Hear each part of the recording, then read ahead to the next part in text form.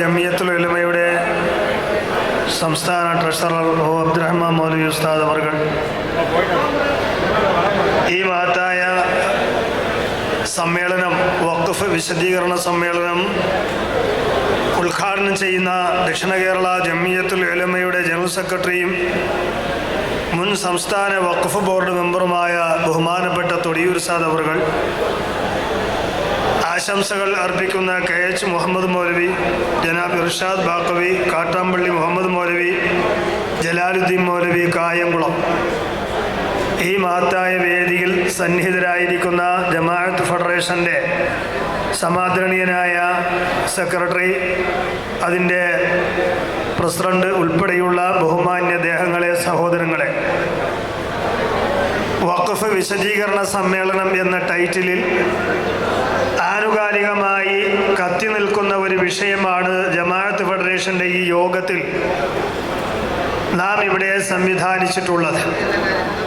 പക്ഷേ രാവിലെ നടന്ന ഉദ്ഘാടന പ്രഭാഷണം മുതൽ പ്രഭാഷണ രംഗത്ത് മുൻപന്തിയിൽ നിൽക്കുന്ന മുഴുവൻ ആളുകളും ആനുകാലിക വിഷയം എന്ന നിലയിൽ വളരെ കൃത്യമായി വഖഫിനെ സംബന്ധിച്ച് അതിൻ്റെ സ്റ്റാറ്റിസ്റ്റിക്സ് ഉൾപ്പെടെ ഇവിടെ വിശദീകരിച്ച പശ്ചാത്തലത്തിൽ വഖഫിനെ സംബന്ധിച്ചിടത്തോളം അത് അള്ളാഹുവിലേക്കുള്ള സ്വത്തായി മാറുമെന്നും ഒരാൾ വഖഫ് ചെയ്യുമ്പോൾ അത് അള്ളാഹുവിൻ്റെ നേർക്കുള്ള സ്വത്തായി മാറുമെന്നും അത് കൈകാര്യം ചെയ്യാൻ മറ്റാവർക്കും തിരിമറി നടത്തുവാൻ അവകാശമില്ലെന്നും അത് ഇന്ത്യ സർക്കാരാണെങ്കിലും കേരള സർക്കാരാണെങ്കിലും മറ്റിതര വ്യക്തികളാണെങ്കിലും ശക്തികളാണെങ്കിലും അള്ളാഹുവിലേക്ക് ചെന്നെത്തിയ സ്വത്ത് കൈവശം വെക്കുവാനും ഉപയോഗിക്കുവാനും ആർക്കും അധികാരമില്ല എന്നും പ്രഖ്യാപിക്കുന്ന ഈ മഹത്തായ സമ്മേളനം പരിശുദ്ധ ശരീഅത്ത് അതിൻ്റെ അടിസ്ഥാനത്തിൽ തന്നെ വഖഫുകൾ നിലനിൽക്കണം എന്ന് മാത്രം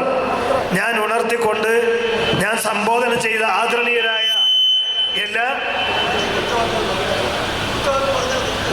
എല്ലാ ഉസ്താദുമാർക്കും ഒറ്റയെടുക്കൽ സ്വാഗതം പറഞ്ഞ് ഞാൻ വാക്കുകൾ ചുരുക്കുന്നു. വആഖിറു ദഅ്വാനാ അൽഹംദുലില്ലാഹി റബ്ബിൽ ആലമീൻ. അസ്സലാമു അലൈക്കും.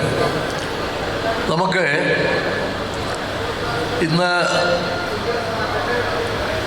സ്വാഗതം മുതൽ ഇതുവരെയും വഖഫ് ബില്ലിനെ സംബന്ധിച്ച് ചർച്ച ചെയ്തിട്ടുണ്ട്. ഇനി നമുക്ക് ദക്ഷിണ കേരള ജമിയത്തുൽ ഉലമയുടെ പല പരിപാടികളും തുടർന്ന് വരികയാണ്.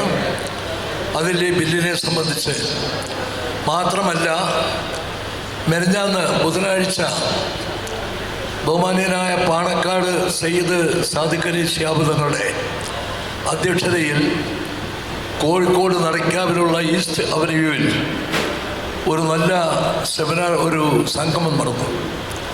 ദക്ഷിണ കേരള ജമിയത്തുൽ ഉലമയെ പ്രതിനിധാനം ചെയ്ത് ഞാനാണ് സംബന്ധിച്ചത്. ഈ സമ്മേളനത്തെ സംബന്ധിച്ച് അവിടെ കൃത്യമായി വിലയിരുത്തുകയും പ്രഖ്യാപിക്കുകയും അവിടെ ഈ നിയമം ഇപ്പോൾ നമുക്ക് നിയമപരമായി പോകാൻ സാധ്യതയില്ല. APC ജോയിൻറ്റ് പാർലമെൻറ്റ് സമിതി ഇതിനെ അനുകൂലമായ റിപ്പോർട്ട്, ഗവൺമെൻറ്റിന് അനുകൂലമായ റിപ്പോർട്ട് കൊടുത്താൽ അപ്പോൾ സുപ്രീം കോടതിയിൽ അതിനെ ചോദ്യം ചെയ്യാനുള്ള നല്ല ചാൻസ് ഉണ്ട്.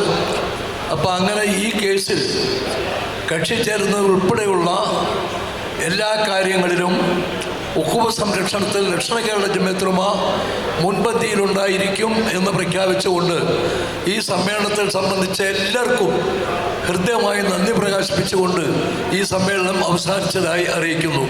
സല്ലല്ലാഹു അലാ മുഹമ്മദ് സല്ലല്ലാഹു അലൈഹി വസല്ലം, സല്ലല്ലാഹു അലാ മുഹമ്മദ് സല്ലല്ലാഹു അലൈഹി വസല്ലം, സല്ലല്ലാഹു അലാ മുഹമ്മദ് യാ റബ്ബി സല്ലി അലൈഹി വസല്ലം.